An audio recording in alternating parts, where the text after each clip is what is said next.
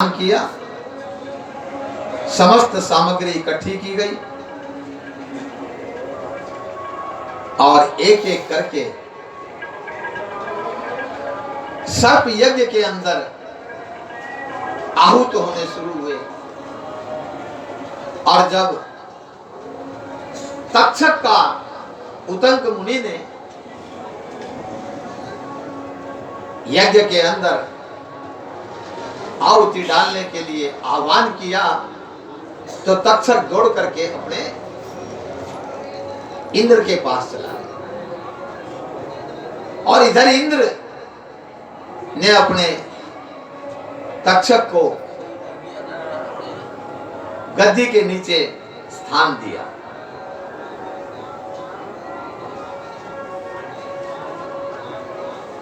अब जब तक्षक के आह्वान उतंक मुनि के आह्वान पर तक्षक नहीं आया तो उतंक मुनि छटपटाने लगे।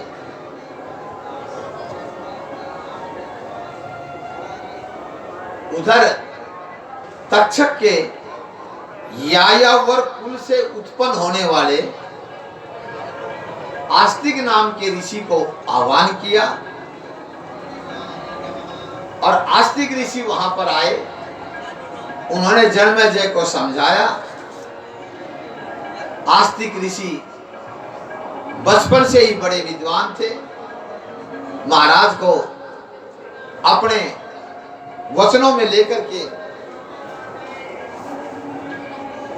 कहा कि महाराज आप क्या चाहते हो। आस्तिक मुनि ने कहा कि अब आप इस यज्ञ को बंद करो। मुनि को राजा आश्वासन दे चुके थे। यज्ञ वहीं पर रोक दिया गया और उस सर्प यज्ञ के अंदर बहुत से सर्प नष्ट हो, लेकिन जन्मेजय के मन को शांति नहीं मिली।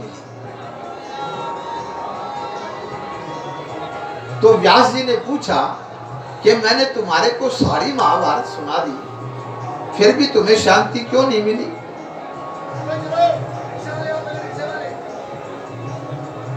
अंत में व्यास जी ने जन्मेजय को श्रीमद् देवी भागवत का स्वयं अपने मुख से श्रवण करा, जिसका श्रवण आप और हम इस समय कर रहे हैं।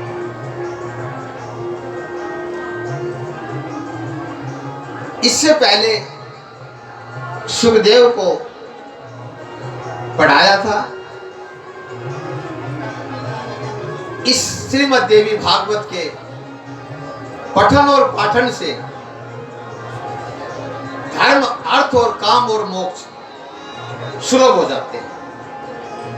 अब जन्मेजय जी ने प्रश्न किया, ये आस्तिक मुनि कौन थे।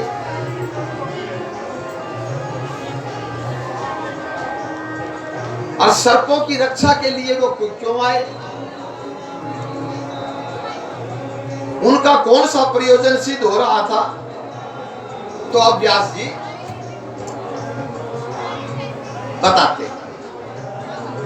एक जरत्कारु नाम का ऋषि, उन्होंने गृहस्थ आश्रम को स्वीकार नहीं किया, वन में विचरते थे। उन्होंने देखा कि उनके पूर्वज कुएं के अंदर उल्टे लटके हुए हैं। जरत्कारु, उनके पितरों ने कहा कि पुत्र तुम विवाह करके संतानोत्पत्ति करके हमारा कल्याण। तो जरत्कारु ने कहा मैं किसी से शादी नहीं करूंगा और जो मेरे ही नाम की होगी, अर्थात जरत्कारु नाम जिसका होगा मैं उसके साथ शादी करूंगा। इस प्रकार पितरों से कहकर जरत्कारु जंगल में घूमने लगे।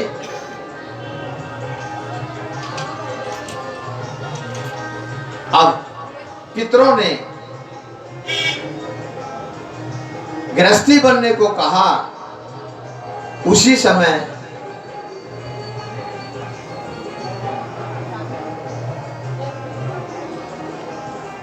उनकी बहन जरत्कारु थी, उसकी शादी जरत्कारु ऋषि से कर।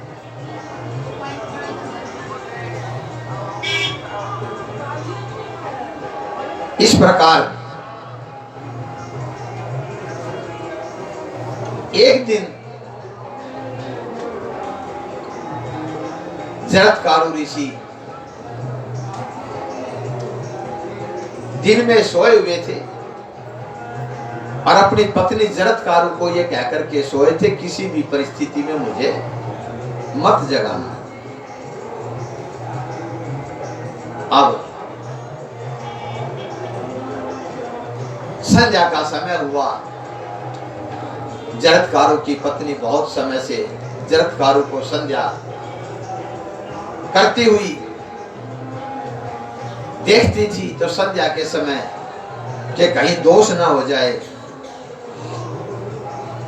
उसकी पत्नी ने उसको जगा दिया। जगाने से जरत्कारु क्रोधित होकर के उसी समय चल पड़े। तो जरत्कारु जिस समय गया, उसकी पत्नी जरत्कारु के गर्भ में जो बच्चा था वही आस्तिक ऋषि बना। और उसी आस्तिक ऋषि ने जन्मेजय के सर्प यज्ञ को सर्पों के विनाश से बचाया, क्योंकि वही आस्तिक ऋषि के मातृकुल की संतान थे सर्प। इस प्रकार आज भी आस्तिक ऋषि का नाम लेने से यदि किसी आदमी को स्वप्न में सर्प दिखाई देते हो, या किसी के घर में, जंगल में, खेत में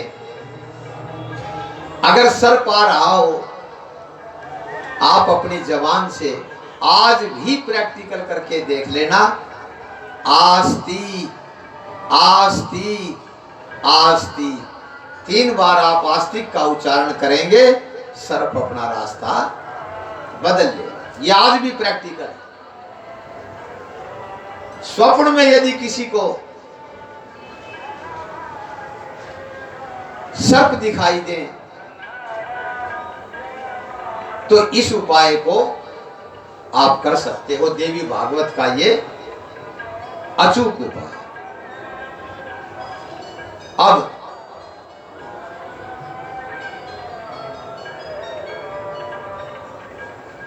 श्रीमद् देवी भागवत पुराण के श्रवण करने से जीव एक श्लोक, आधा श्लोक जब व्यास जी ने विष्णु के लिए कहा था, उससे तुम्हारा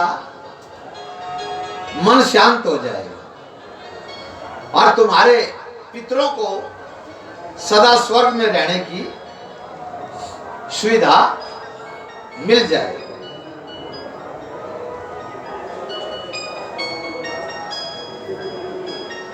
अब इसके अंदर जिन संतों का वर्णन आता है,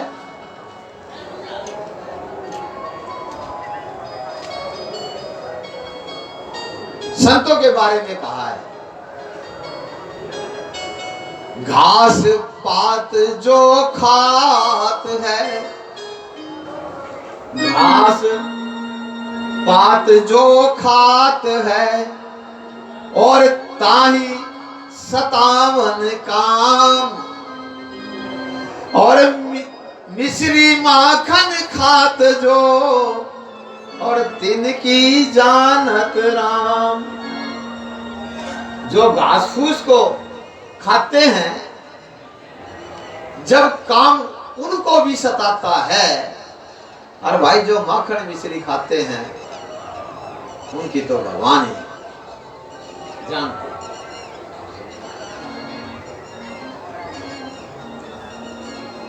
पापी तज हरि कथा, पापी तज हरि कथा, माया मन लिपटाए। जो पापी है,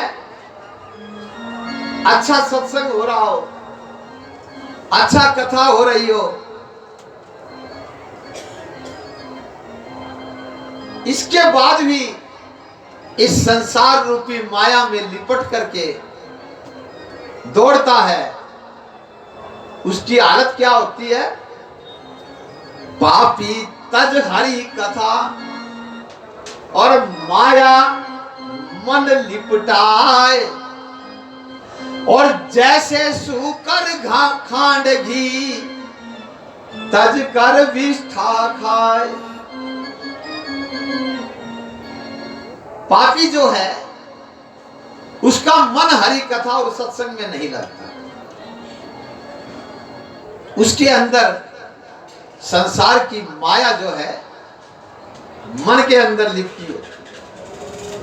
जिस प्रकार एक सूअर को आप बड़ी अपराध के अंदर खांड बुरा मिला करके उसको खिलाओ, तो भी वह खांड बुरा को छोड़ करके निष्ठा के अंदर मुंह मारे। तो इस प्रकार अगर कभी जीवन में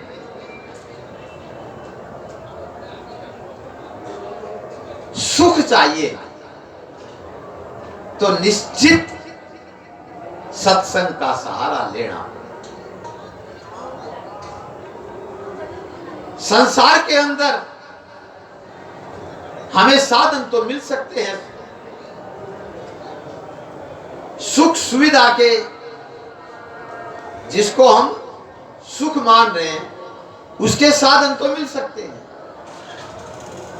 लेकिन हृदय का आनंद प्राप्त नहीं हो सकता।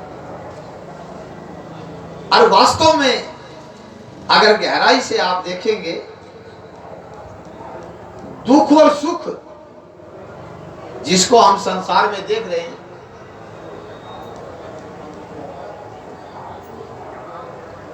जिसको हम संसार में देख रहे हैं कि ये दुखी है और ये सुखी है, वास्तव में अगर आप गहराई से जाएंगे, संसार में न तो दुख है न सुख है। अब मैं आपको इस प्रसंग से समझाऊंगा। दुख और सुख हमारे अंदर ही छुपे हुए हैं।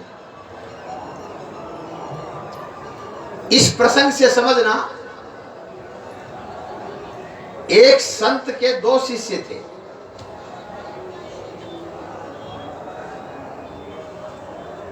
और उस संत को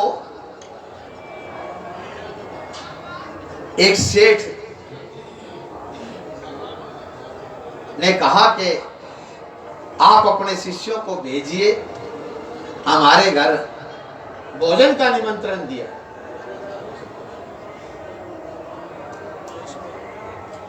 जब भोजन का निमंत्रण दिया,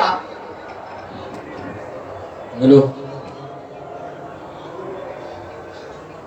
तो दोनों शिष्यों को गुरुजी ने भेज दिया। गुरुजी ने दोनों शिष्यों को भेज दिया। अब जब दोनों शिष्य, ये दुख और सुख संसार में नहीं है, हमारे अंदर है, इसको समझना है। कैसे है उसके बारे में आपको समझाता हूं। जब वे दोनों शिष्य उस सेठ के यहां भोजन पर गए और भोजन करके जब वापिस आए आश्रम के अंदर, तो गुरुजी देखते हैं एक शिष्य का तो चेहरा मुरझाया हुआ है, अर्थात दुखी है, और दूसरा शिष्य हंसते हुए आ रहा है। गुरुजी ने पूछा, अरे भाई तू क्यों मुंह फुला रखा है और तू क्यों खुश है? क्या उस सेठ ने तुम्हारे से कोई दुबात की? क्या तुम्हारे को खाना एक सा नहीं मिला? ला गुरुजी, खाना तो एक सा मिला, तो फिर तू दुखी क्यों रहा? तुम्हारे को आसन ऊंचा नीचा बिठा दिया, तुम्हारी इज्जत में कोई फर्क रखा? ला ना गुरुजी, भोजन भी मेरे को और दूसरे शिष्य को एक दिया, आसन भी हमारे को एक दिया। तो गुरुजी ने सोचा ये दुखी है, हो सकता है कोई दक्षिणा में फर्क कर दिया हो। ला जीवने के बाद जो सेठ ने दक्षिणा दी उसमें तुम्हारे साथ कोई भेद कर दिया? ला ना गुरुजी, वो भी बराबर है। तो बोला फिर तक मुंह क्यों फुला रहा है? ला गुरुजी, मैं ये सोच रहा था कि आज इतना बड़ा सेठ आया है, खाने पर निमंत्रण दे रहा है, तो कम से कम पुराने जमाने थे तो दक्षिणा में 10 रुपए जरूर देगा, लेकिन सेठ ने, इतना बड़ा सेठ, और दक्षिणा में 5 रुपए दिए, इसलिए मैं दुखी। ये बता, दुख उसके बाहर से आया। अब गुरुजी ने कहा दूसरे से, अरे तू क्यों खुश है? ला गुरुजी, मैं पक्का जानता था वो इतना कंजूस सेठ है, वो 2 रुपया से ऊपर दे को नहीं, और उसने 5 रुपए दक्षिणा दे दी, मैं इसलिए खुश हूं। बताओ, दोनों के साथ एक ही क्रिया हुई, एक ही भोजन मिला, एक ही आसन मिला, समान दोनों को दक्षिणा मिली। एक दुखी है और एक खुश है। तो ये दुख और सुख आया कहां से? ये हमारी सोच से है। एक ने सोच लिया कि मैं बड़े सेठ का जा रहा हूं, 10 मिलेंगे, नहीं मिले दुखी हो गया। और ये कहानी इनकी नहीं है, हम सब की कहानी यही है। हमारे दुख सुख के कारण यही है, और कोई कारण ही नहीं है। संसार में दुख सुख नाम की कोई चीज है ही नहीं। हम अपने ही विचारों से इस संसार के अंदर दुखी होते हैं और उसी से हम सुखी होते हैं। इसलिए इस संसार रूपी इस माया के जाल से बचने का केवल एकमात्र रास्ता है, और वो यही है कि अपने हृदय के अंदर संतोष रूपी धन, जो केवल सुख का आधार है। आप इस संसार के अंदर देखिए, जो भी दुखी मिलेगा एकमात्र कारण होगा कि उसको जो कुछ मिल रहा है वो उसमें संतोष नहीं करता, और कोई कारण नहीं मिलेगा। और ये मिलता केवल प्रारब्ध से है। अगर आप मेरे को ये बताओ, हमारा जन्म अडानी अंबानी के भी हो सकता है, क्यों नहीं हुआ? आप बताइए। जन्म का आधार ही हमारा पूर्व जन्म का कर्म है। इस जन्म में जो हम मुख से राम का नाम और जो हाथ से छोड़ते हैं, अगला जन्म गांठ मार दियो, उसी सुख सुविधा के परिवार में हमारा हो। हमारा जन्म जहां भी हुआ है वहां का लेन देन हमारा बाकी था। उस लेन देन को पूरा करने के लिए ये सारा संसार ऋण बंधु है, कुछ नहीं है। कोई देना रहा सर, कोई लेना रहा सर, जाना दोनों न से, लेने ने भी जाना से और देने ने भी जाना से। कहने का मतलब ये है परमात्मा ने हमारे को जिस स्थिति में भी रखा है, हम गरीब हैं अमीर हैं, जिस स्थिति में भी रहे उस स्थिति का आनंद लो बस। और उस स्थिति का आनंद वही आदमी ले सकता है जो परमात्मा के शरणागत। सत्संग का शरणागत हो, क्योंकि सत्संग से एक बात जरूर हो जाती है और वो बात है शरणागति। केवल मात्र सत्संग से क्या होता है कि जीव शरणागति को प्राप्त, अर्थात हमारा जो अहंकार है, जो हमारे पतन का कारण है, उस अहंकार की वजह से हम अपने से बड़ा किसी को नहीं मानते। अहंकार ही हमारी उन्नति का बाधक है। अहंकार के बारे में मैं आपको बड़ी सुंदर प्रसंग आपको बताता हूं। एक संसार के अंदर एक मूर्तिकार था, मूर्ति बनाता था। वो इतनी सुंदर मूर्ति बनाता था क्योंकि जिस आदमी में अहंकार होगा ना, वो आदमी बड़ाई का भूखा होगा, ये अपना बढ़ान ली होगा। अहंकारी आदमी बड़ाई का भूखा होगा। और उसका क्या होता है ये बताता हूं। संसार के अंदर एक बड़ा सुंदर मूर्तिकार, इतनी सुंदर मूर्ति बनाता आदमी की कि हूबहू पहचान नहीं पाता ये आदमी वही है। अब उस आदमी ने सियाणपत की, भाई मेरे में भगवान ने ये गुण दिया है तो क्यों नहीं मैं अपनी मूर्ति बनाऊं। उसने अपनी सुंदर 7-8 मूर्ति बनाई, 7-8। और उन 7-8 मूर्तियों के अंदर वह खुद भी खड़ा हो जाता और सबसे पूछता मैं कहां हूं। जब पक्का कर लिया किसी से वो नहीं पकड़ा गया,